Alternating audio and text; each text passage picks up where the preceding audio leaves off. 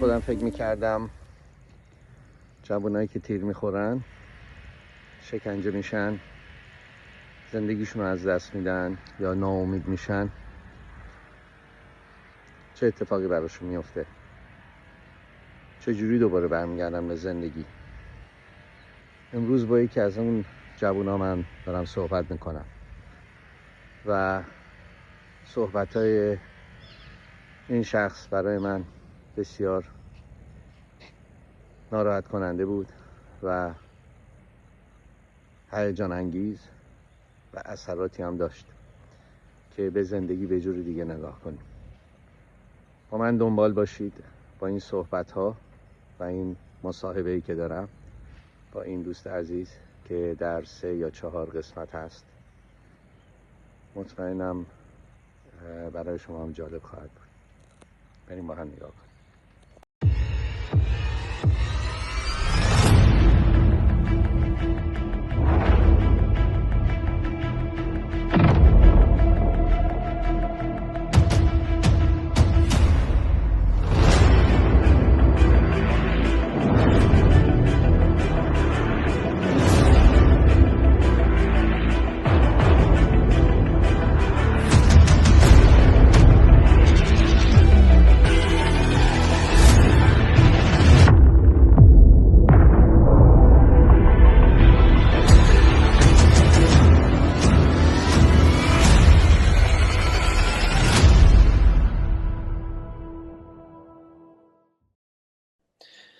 درود به ساموئل عزیز، امیدوارم حالت خوب باشه. خیلی ممنون که اومدی تو این برنامه و خیلی خوشحالم که میبینمت.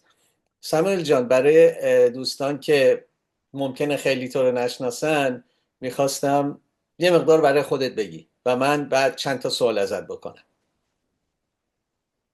درود خدمت شما دکتر مکری عزیز و همه بینندگان و شنوندگان محترمتون. من ساموئل هستم، داوود فامیلیم و خب اینجا سام منو میشناسن که خیلی راحت تر توی ایرونیا میشه گفت. از پاریس هستم در خدمت شما. بسیار عالی، بسیار عالی. چند وقت پاریس هستی ساموئل عزیز؟ من از سپتامبر 2009 وارد فرانسه شدم به خاطر اینکه توی سال 88 توی تظاهرات تیر خوردم و مجبور شدم که ایران رو ترک کنم برای عمل جراحی و سپتامبر 2009 اومدم داخل فرانسه، پاریس و خب دیگه از اون موقع در پاریس سکونت دارم. بسیار عالی. من بیشتر حتما راجع به این موضوع باهات میخوام صحبت کنم، راجع به اتفاقایی که برات افتاده، ولی میخوام یه مقدار از زندگیت برامون تعریف کنی.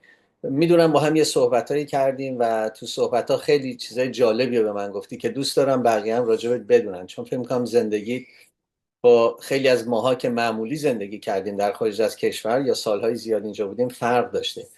یکی از سوالایی که ازت دارم که برام خیلی جالب بود این بود که به دنیا اومدن توی شهر مذهبی چه معنی برات داره؟ دنیا آمدن توی شهر مذهبی به خاطر اینکه همه ما ایرانی‌ها میدونیم و لمسش میکنیم، میدونیم کسایی که تو ایران زندگی کردن، حالا تو شهرهای مختلف و به خصوص 2-3 تا شهر خیلی خیلی مذهبی. من تا سن تقریبا 9 سالگی در شهر قم زندگی کردم و از 9 سالگی به بعد ما به تهران اومدیم و دیگه زندگی بچه تهرونی شدیم. و اینکه تو شهر مذهبی مثل قم که دیگه هممون میشناسیم چیه داستانش و وقتی راه میری فقط آنتن ماهواره میبینی، عمامه سفید و سیاه. درست. با تمام فشارهایی که خب تو شهرهای مذهبی واقعا فشارها خیلی چند برابر شهرهای دیگه است. من اونجا به دنیا اومدم، تا 9 سالگی بزرگ شدم، مدرسه رفتم اونجا تا کلاس 3 دبستان و واقعا حالا چون خب بیشتر زندگیم توی تهران بود و اینکه لمس میکنی قشنگ، شما میدونین که مردم، خانواده ها توی یه شهر مذهبی چجوری زندگی میکنن، با چه در حقیقت فرهنگی اصلا زندگی میکنن و شما میایین تهران با چه فرهنگی و چه جوری زندگی میکنین و چه چیزایی براتون اصله و مهمه در حقیقت. و اصلا توی مدرسه به شما چی یاد میدن، چی از شما میخوان. درسته تو تمام شهرها تو کل ایران بالاخره حکومت نظامی جمهوری اسلامی همیشه بوده توی این 45 سال، ولی واقعا تو شهرهای مذهبی مثل مشهد، قم چند برابر بیشتر هستش. اینه که تاثیراتش رو واقعا من دیدم، توی درون خودم تاثیراتش رو دیدم و خانواده‌ام. و اینکه حالا اگر خدایی وجود داره خدا رو شکر که فهمیدمش یعنی چی، یعنی اصلا کل مذهب رو فهمیدم یعنی چی. در دوران زمانی که مدرسه بودی یا به قول معروف تینیجر بودی، تو چه حال و هوایی زندگی میکردی؟ آیا این فشار مذهبی یا اجتماعی رود بود یا نه از طرف خانواده پشتیبانی میشدی؟ برای چه حال و هوایی داشت؟ تو چه فکرایی با خودت میکردی؟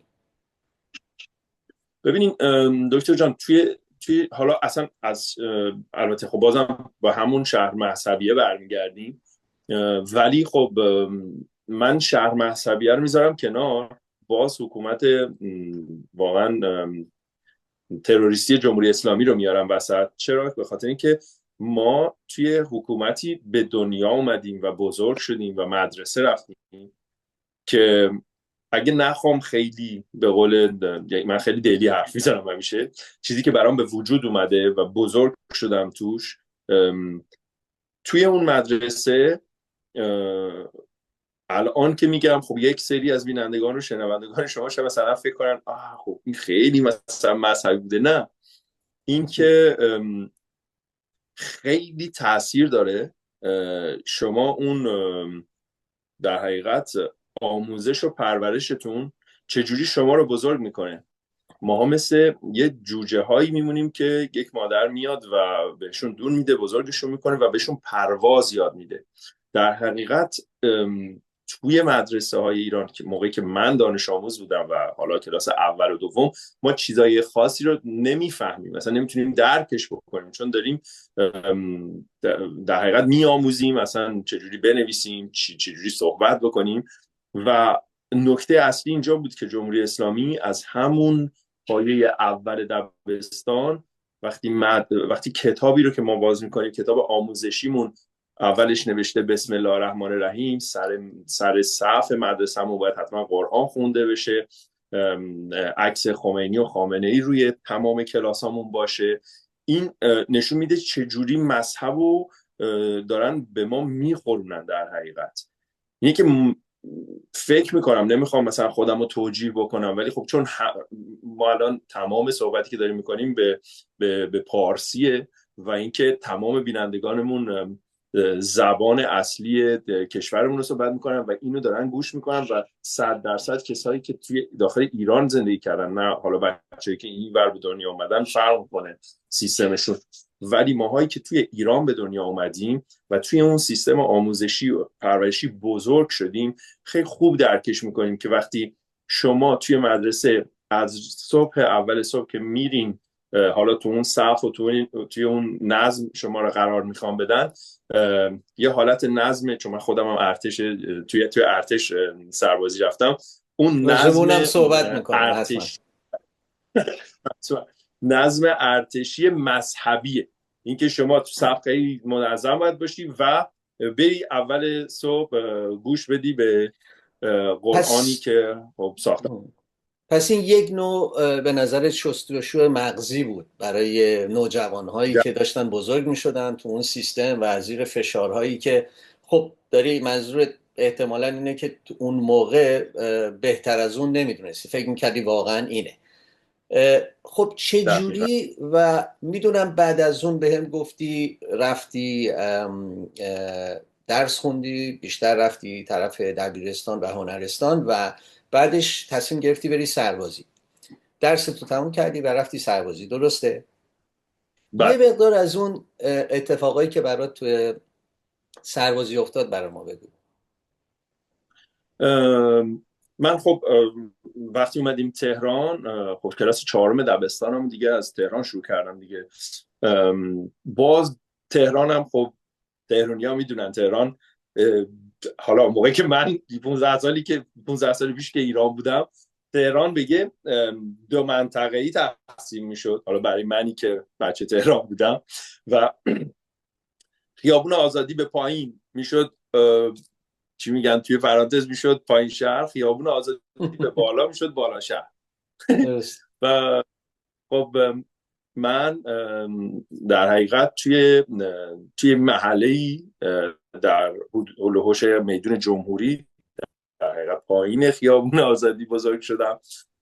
تحصیلم رو ادامه دادم، هنرستان رفتم و تو رشته الکترونیک ماشین در حقیقت درسم رو ادامه دادم.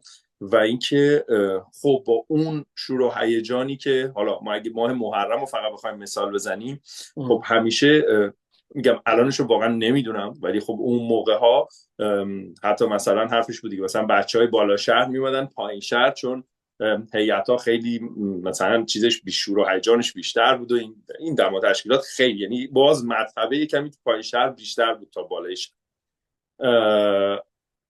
من تو منطقه بزرگ شدم و اینکه خب بعد از گرفتن مدرکم رفتم، گفتم حتما باید برم سربازی. خب این تصمیم خودم بود.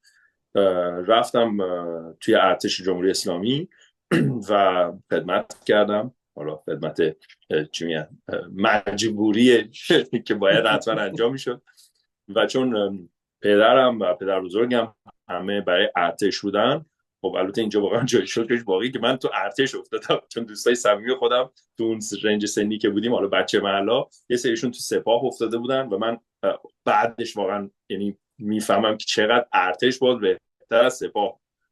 توی ارتش خب یه 3-4 ماهی توی تهران بودم، یعنی 3 ماه دوره آموزشی در تهران بودم.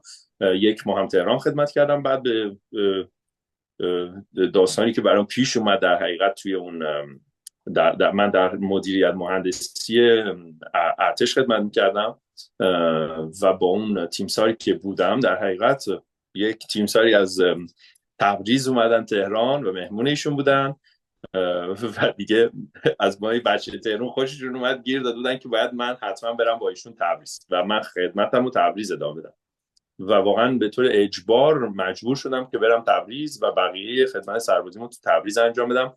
ولی خب بازم انگار یه انرژی مثبتی بود این همه این چیزایی که جلوی من میومد و من واقعا جای تشکر داره از این تیمسار که خیلی چشمای من رو روشن کردن، به خاطر اینکه ما خیلی رفت آمد داشتیم برای تهران تبریز و توی این راهها با هم دیگه صحبت می‌کردیم در مورد جریان‌های سیاسی. حالا من سنم و عقلم اونقدر نمیداد که مثلا بخوام خیلی باز به قولی چیز بکنم، ولی خب بالاخره به من میفهموندن که نه اینقدر مذهب مثلا مهم نیست، بیشتر یکم این ور داستانم نگاه کن و واقعا چشمای من باز کردن. همین نکته رو میخواستم برام بگی که چه اتفاقی افتاد تو اون دوران و تماست با این تیمسار ارتش و چقدر فرق کرد همه چی برات. واقعا خیلی خوب بود، به خاطر اینکه من خودم رو میگم، چون بالاخره من بچه محلای خودم بودن، فامیلای خودم بودن، رنج سنی ما هم با هم بزرگ شدیم، همه میدونستیم داستان چیه، میدونستیم در حقیقت مثلا من بیشتر به ماه محرم اگه چیز میکنم، به خاطر اینکه اون ماه برای ایرانی ها، حالا برای ایرانی های مذهبی، به خاطر اینکه مغز ما رو شستشو دادن، ماها توی جوی قرار میگرفتیم که واقعا مثلا اگر روی امام سوم شیعیان حرفی زده میشد، مثلا ما واقعا خودمون رو شاید چی میگن مثلا خیلی اذیت میکردیم، اوه چرا اینو میگین، نباید اینو بگین و فلان. و برای چی؟ به خاطر اینکه ما چون سیستم آموزش پرورش بزرگ شده بودیم و به ما اینو خورونده بودن. مثل یه فیلمی میمونه که مثلا این سربازو با این سیستم مثلا تنظیمش میکنن، بزرگش میکنن و میگه دشمن تو اینه، باید فقط به این حمله بکنی. و واقعا ما رو اینجوری ساخته بودن و یه موقعی که همینجوری صحبت میشه با دوستان، میگم بر این نباشه که مثلا من خودم رو بخوام خیلی خوب بدونم یا مثلا از خودم تعریف کنم، ولی واقعا خوشحالم با همه اون چی میگن اون خونی که به ما تزریق کرده بود جمهوری اسلامی، یعنی خون مذهبی، من تونستم خونمو در حقیقت واقعا تمیز کنم و از اون جدا بشم و بیام اصلا یه شکل جدید زندگی رو نگاه کنم، ببینم نه بابا اصلا این داستانا نیست، اصلا ما رو غرق کردن توی دریای مذهب و من تونستم واقعا خودم رو نجات بدم. دلایل مختلف داشت، دلایلش خانواده‌ام بودن، پدر مادرم بودن و خیلی واقعا توی ارتش وقتی خدمت کردم خیلی چشم باز شد و میگم به خاطر تیمساری که باهاش خدمت میکردم، ببخشید نمیتونم اسمشو بگم، حالا بعد خدا شاید نمیدونم الان داره خدمت میکنه بازنشسته است یا نه، میدونم که ایرانه. خیلی توی جاده که میرفتیم تهران و حالا بین تهران و تبریز تردد داشتیم، صحبتایی که میشد آقا مثلا بهتری نیست بری این کتابو بخونی ببینی اصلا تاریخ چی داره میگه، مذهبت چی داره میگه، و واقعا چشمام خیلی خیلی باز شد به اینکه نه واقعا مذهب یه چیز برای من امروز میگم که درسته. بسیار جالبه، نکته خیلی خوبی رو راجبش صحبت کردی، این که خب الان تو این موقعیتی که هستیم ما همه رو یک پارچه میبینیم به شکل دشمن، ولی صحبتی که داری میکنی اینه که بلکه اشخاصی هم هستن توی همون ارتش یا جاهای دیگه که جانباخته مملکت هستن ولی حتما مذهبی نیستن، حتما پشت این حکومت نیستن. و فکر میکنم این نکته مهمیه که یه مقدار بیشتر روش تمرکز کنیم، مخصوصا ماهایی که خارج از کشوریم و اشخاصی که خب همه میدونیم ضد اون حکومت هستیم، با اون حکومت یکی نیستیم، ولی مطمئنا اشخاصی هم هستن که دلسوز هستن ولی ممکنه چاره ای ندارن. درسته؟ اینو فکر میکنم تجربه کردی تو کارات. من شاید باورتون نشه تجربه کردم. ما یه سرهنگ داشتیم، چون من تو قسمت مدیریت مهندسی شمال غرب خدمت میکردم، پادگان نبود، یه ساختمون اداری بود، مهندسای ارتش اونجا خدمت میکردن، حالا وظیفه ها و کادرها. یه سرهنگ کادر داشتیم و هیچ موقع یادم نمیره یه موقعی هم بنده خدا رو که مثلا من باش میرفتم از این یه مسیر رو باش میبردمش، صحبت که میکردیم، حالا مثلا این موقع ها بهش فکر میکنم که واقعا چه جرأتی داشت که یعنی به من اطمینان میکرد و این حرفا رو به من میزد، یعنی با من خیلی راحت حرفشو میزد که شاید مثلا من یه جایی چه سرباز بودم دیگه یه چکی میخوردم جد مثلا سرنگ فلانی برگشت گفت آره بابا خامنه ای کیه نمیدونم فلان کی و اینا. خیلی خیلی واقعا همیشه مثل پدر خودم همیشه میگم بابا مثلا اینا کیه، اینا فلان و بیسارن، حالا حرفایی که زده شده بود در روبروی جمهوری اسلامی، کسی که داره تو ارتش خود جمهوری اسلامی در حقیقت خدمت میکنه و کادره. و خب من اینا رو با پوست و گوشت خودم لمس کردم، باهاشون رفتم اومدم صحبتاشون رو شنیدم. یه گروهبان داشتیم یادم نمیره، اونم کادر بود، اون که دیگه اصلا دیگه علنا و مستقیم میگه، یعنی واقعا بهش فوش میداد به اینا، در جایی که توی اتاق خودش مثلا پشتش عکس خامنه ای و خمینی بود و واقعا خیلی خیلی هم برای تبریزم بود. من دورانی هم خدمت کردم که نمیدونم اگه یادتون باشه تبریز یه آقای روزنامه نگاری یه کاری کردن، من یه عکسی سوسک بود کشیدن، نمیدونم چی بود، یه مثلا توهینی به ترک زبانان کردن، تبریز ریخت به هم، کلی بانک آتیش زدن، کلی اصلا یه چی میگن حکومت نظامی شده بود تو تبریز. و این تیم سار ما میگفتش که من فامیلی توی ایران داوودی بود، داوودی از ساختمون بیرون نرو، یعنی اگر بری بیرون این آتیش میزنن چون تو فارسی. گفتم نه چرا من آتیش میزنن؟ تو نمیدونی الان چه خبر اینجا. و واقعا توی اون پریود زمانی چقدر من خیلی واقعا به عنوان یه آدم نرمال اون جامعه خیلی خیلی ذهنم و گوشم توی خدمت سربازیم توی اون 2 سال باز شد و واقعا دستشون در نکنه که به وسیله اونا خیلی خیلی تغییر کرد. بسیار عالی. باز رو نکته خیلی جالبی صحبت کردی، اینکه اثرهای جامعه برات چقدر فرق داشت و چه اثری رو خودت گذاشت.